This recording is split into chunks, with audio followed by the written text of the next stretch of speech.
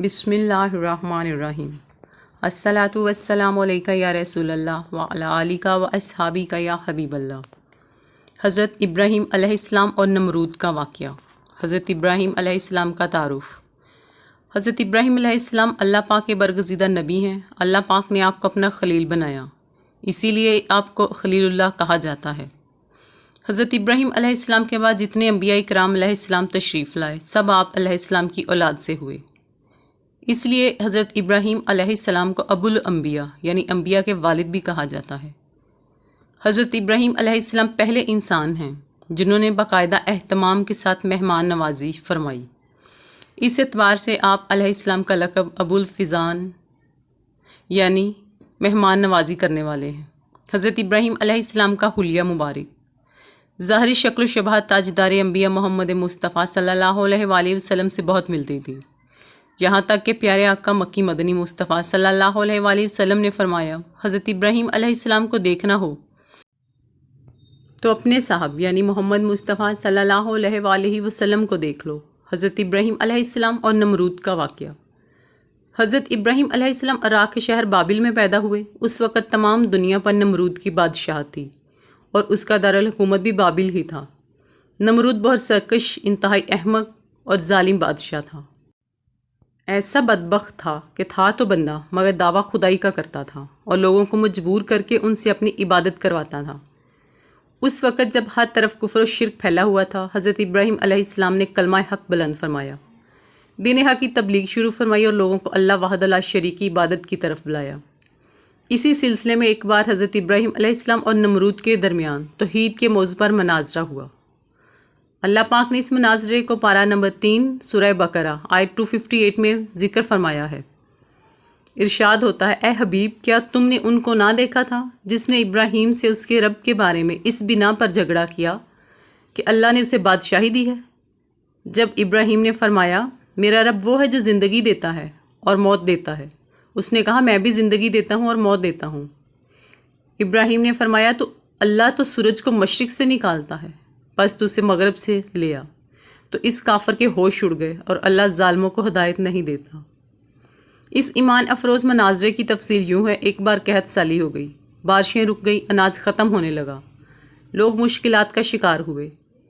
ایسے مشکل وقت میں نمرود نے یہ سیاست کھیل لی کہ غلے اور اناج کے تمام ذخیرے اپنے قبضے میں کر لیے۔ اب جو کوئی غلہ لینے آتا نمرود اس سے پوچھتا، تیرا رب کون ہے؟ وہ کہہ دیتا کہ میرا رب تو ہے۔ نمرود اسے غلہ دے دیتا۔ اسی دوران حضرت ابراہیم علیہ السلام بھی نمرود کے دربار میں تشریف لائے۔ اس وقت حضرت ابراہیم علیہ السلام اور نمرود کے درمیان یہ مناظرہ ہوا۔ اس مناظرے میں حضرت ابراہیم علیہ السلام کی اصل ایک ہی دلیل ہے، اور وہ یہ کہ رب وہ ہوتا ہے جو مکمل قدرت و اختیار والا ہو، جو کسی کا محتاج نہ ہو، اور صرف ایک ہی ہستی ہے جو کائنات میں مکمل قدرت و اختیار والی ہے، لہٰذا وہ ایک ہی ہستی رب ہے۔ سب اس کے محتاج ہیں، وہ کسی کا محتاج نہیں۔ لیکن یہ دلیل منطقی طریقہ کار سے ذرا مشکل تھی، لہٰذا حضرت ابراہیم علیہ السلام نے یہ دلیل بیان کرنے کی بجائے اس کی 2 مثالیں بیان فرمائیں۔ چنانچہ جب نمرود نے پوچھا، ابراہیم، آپ کا رب کون ہے؟ اس پر حضرت ابراہیم علیہ السلام نے فرمایا، سورہ بقرہ آیت 258 پارہ 3، اے میرا رب وہ ہے جو زندگی دیتا ہے اور موت دیتا ہے، یعنی اے نمرود، خود تیرا زندہ ہونا اور عنقریب موت کے گھاٹ اتر جانا میرے رب کی روشن دلیل ہے۔ میرا رب ایسا قدرتوں والا ہے کہ وہ بے جان میں زندگی پیدا فرماتا ہے، جاندار کو موت دیتا ہے، ایک بے جان نطفے سے جیتا جاگتا عقل مند انسان بناتا ہے، پھر جب چاہتا ہے اس جاندار کو موت کے گھاٹ اتارتا ہے۔ انڈے میں نہ کھڑکی ہے، نہ روشن دان، نہ ہوا، نہ غذا، ایسی بند جگہ چوزے کو زندگی بخشتا ہے۔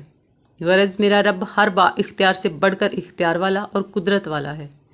زندگی کا بھی وہی خالق ہے، موت کا بھی وہی خالق ہے۔ جو بھی اپنی قدرت و اختیار کا دعوے دار ہے وہ اپنی قدرت، اپنی طاقت میں بلکہ اپنے زندہ ہونے ہی میں میرے رب کا محتاج ہے، اور جو محتاج ہے وہ کبھی بھی خدا نہیں ہو سکتا۔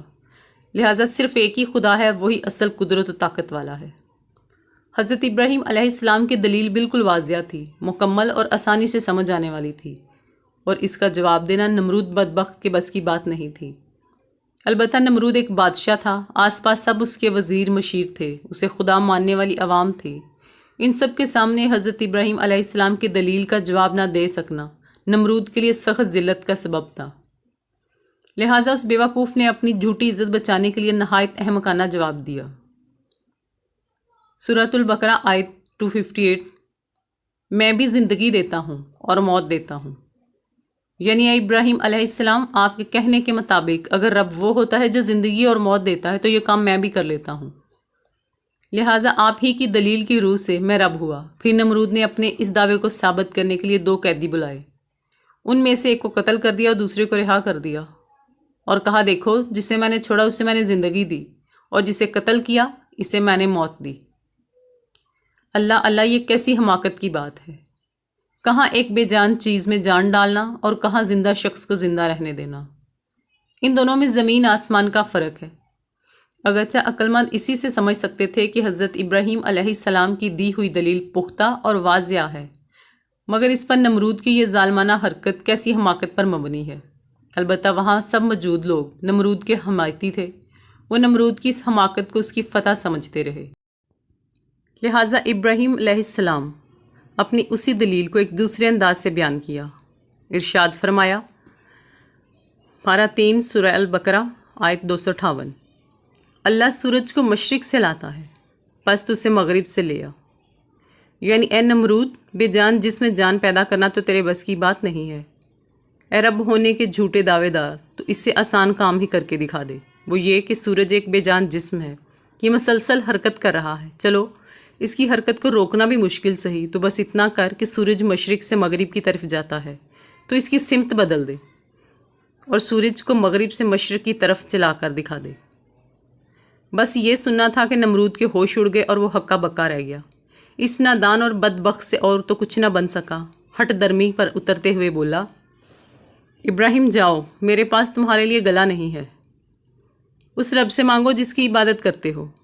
یہ سن کر حضرت ابراہیم علیہ السلام خالی ہاتھ واپس ہوئے۔ راستے میں ایک ٹیلے سے گزرتے ہوئے وہاں آپ علیہ السلام نے ایک تھیلے میں ریت بھر لی اور گھر پہنچے، ریت سے بھرا ہوا تھیلا رکھا اور خود آرام فرمانے لگے۔ جب آپ علیہ السلام بیدار ہوئے تو آپ کی زوجہ محترمہ حضرت سارہ رضی اللہ تعالی عنہا نے کھانا پیش کیا۔ حضرت ابراہیم نے پوچھا، یہ اناج کہاں سے آیا ہے؟ عرض کیا، وہی ہے جو آپ تھیلے میں بھر کر لائے تھے۔ یہ سن کر حضرت ابراہیم علیہ السلام سمجھ گئے کہ اللہ پاک نے اپنے خزانہ قدرت سے ہمیں رزق عطا فرمایا ہے۔